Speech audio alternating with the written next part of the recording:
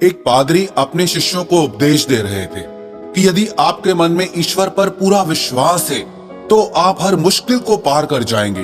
दुनिया की बड़ी से बड़ी रुकावट भी आपको रोक नहीं पाएगी।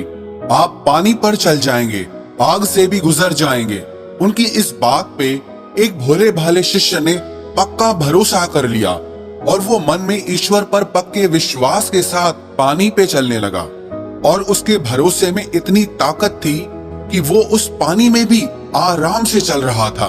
सब शिष्यों ने जाके ये बात उस पादरी को बताई कि आपके उपदेश के चमत्कार से आपका ही शिष्य पानी पर चल रहा है। तो वो पादरी बड़ा ही खुश हो गया। वो सोचने लगा, जब मेरा शिष्य पानी पर चल सकता है तो मुझ में तो न जाने कितनी शक्ति होगी। और फिर उसने भी पानी पर चलने की कोशिश की, लेकिन जैसे ही उसने पानी में पैर रखा तो वो पादरी उस पानी में डूबने लग गया। सब शिष्य बड़े हैरान हो गए कि चेला गुरु से भी ज्यादा शक्तिशाली निकला। वो पादरी खुद भी हैरान था। तो उस पादरी ने अपने उस शिष्य से पूछा, तुम पानी पर कैसे चले? तो वो बोला, आप ही ने तो बताया था कि ईश्वर पर अगर पक्का भरोसा हो तो आपको कोई नहीं रोक सकता। दुनिया की कोई मुश्किल आपको नहीं रोक सकती। आप पानी पर भी चल जाएंगे और आग को भी पार कर जाएंगे। बस उसी बात पर मैंने पक्का विश्वास कर लिया और मैं आसानी से पानी में चलने लगा। तब उस पादरी को एक बात समझ आई कि मुझे अपनी ही बात पर खुद ही पक्का भरोसा नहीं था। हम भी प्रार्थनाएं तो करते हैं, पर अपनी ही प्रार्थनाओं पर हमें विश्वास नहीं होता कि वो पूरी भी होंगी या नहीं होंगी। प्रार्थना भी करते हैं और साथ ही साथ चिंता भी करते हैं। If you worry it means you don't pray, and if you prayed then why do you worry. अगर आपने प्रार्थना की है तो फिर चिंता क्यों करते हो? तो फिर आपने प्रार्थना पूरे विश्वास के साथ नहीं की है। वो एक कहानी नहीं सुनी आपने कि एक गांव में अकाल पड़ा, सब लोग पानी को तरसने लगे। उस गांव के लोगों ने मिलकर ये फैसला किया कि हम यज्ञ करेंगे और देवताओं को प्रसन्न करके गांव में बारिश करवाएंगे। दूसरे दिन उस गांव में यज्ञ रखवाया गया।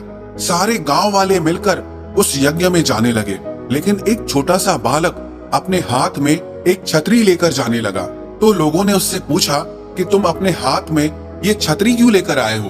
तो वो बालक कहने लगा कि आप लोगों ने ही तो आज यज्ञ रखा है देवताओं को प्रसन्न करने के लिए, ताकि वो इस गांव पर बारिश करें। अब आप यज्ञ करोगे, देवता प्रसन्न होंगे, तो जब बारिश गिरेगी तो सब भीग जाएंगे।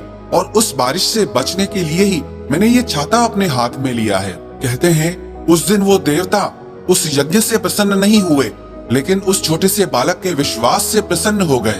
कहते हैं ना, अगर विश्वास सच्चा और पक्का हो तो वो विश्वास पर्वतों को हिलाने की भी ताकत रखता है। इस विश्वास में इतनी ताकत है, कई बार बड़े बड़े आध्यात्मिक लोग पीछे रह जाते हैं और भोले भाले लोग आसानी से मंजिल पर पहुंच जाते हैं।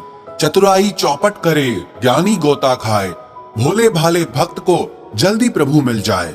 हम चाहे माने या ना माने, लेकिन ये पूरा अस्तित्व ईश्वर का ही रूप है। कई बार आपने भी अपनी जिंदगी में इस बात को अनुभव किया होगा, जब सब रास्ते बंद हो जाते हैं, जब जिंदगी में चारों तरफ से मुश्किलें आ जाती हैं, सब रास्ते बंद हो जाते हैं, हमारा बल, हमारी बुद्धि, हमारा धन, हमारी शक्ति कुछ भी काम नहीं कर पाते, तब पता नहीं कौन अचानक से आके आपकी मदद कर जाता है। वो परमात्मा किसी भी रंग, किसी भी रूप में आके आपको आपकी मुश्किलों से बाहर निकाल देता है, क्योंकि सब रंग, सब रूप उसी के ही हैं। श्रीमद् भगवत गीता के 11वें अध्याय में विश्व रूप योग में श्री कृष्ण ने अर्जुन को बताया कि हे अर्जुन, इस प्रकृति में जो भी श्रेष्ठ है वो सब तू ईश्वर का ही रूप जान।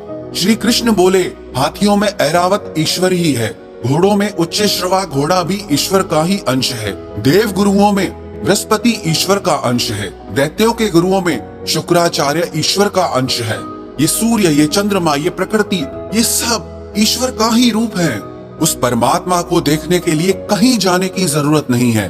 बस आप सच्चे दिल से जहाँ उसे महसूस करोगे, उसी सच्चे दिल से पुकारोगे, वो आपको वहीं दिखाई देगा। आपके माता पिता को भी उस ईश्वर का रूप ही बताया गया, और तो और आप भी उस ईश्वर की शक्ति से ही चल रहे हैं।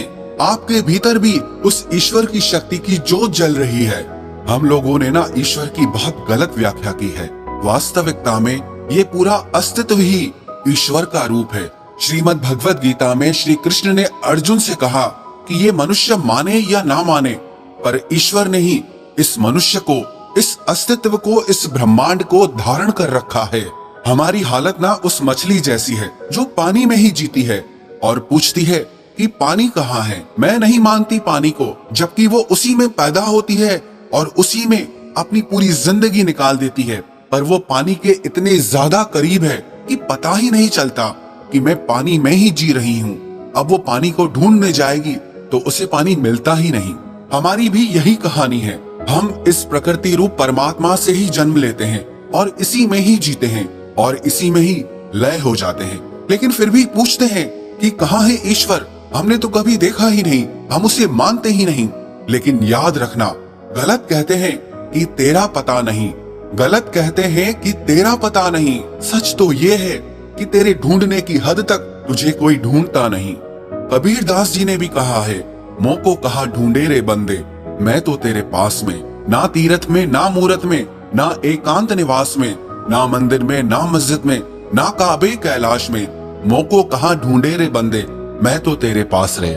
ना मैं जप में, ना मैं तप में, ना मैं व्रत उपवास में, ना मैं क्रिया कर्म में रहता, ना ही योग संन्यास में, मोको कहा ढूंढे रे बंदे, मैं तो तेरे पास में। खोजी होए तो तुरंत मिल जाऊं, एक पल की ही तलाश में, कहे कबीर सुनो भई साधो, मैं तो हूँ विश्वास में। तो जहाँ विश्वास है, जहाँ भरोसा है, ईश्वर वहीं पर मिलते हैं, ईश्वर वहीं पर दिखते हैं।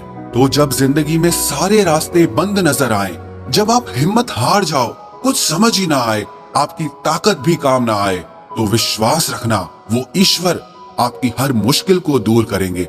वो आपके सारे बंद रास्तों को खोल देंगे, वो आपकी हर मुश्किल को आसान करेंगे।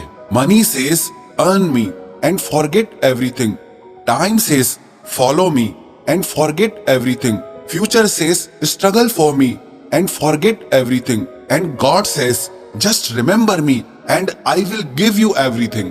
तो जब भी जिंदगी मुश्किलों से घेर ले तो हिम्मत मत हारना, मन में पक्का भरोसा रखना, विश्वास रखना कि वो परमात्मा, वो ईश्वर मेरे साथ है। जैसे हर मुश्किल से उन्होंने मुझे बाहर निकाला है, तो इस मुश्किल से भी वो मुझे जरूर बाहर निकालेंगे। Don't look around, you will be impressed. Don't look down, you will be depressed. Just look to God and you will be always blessed.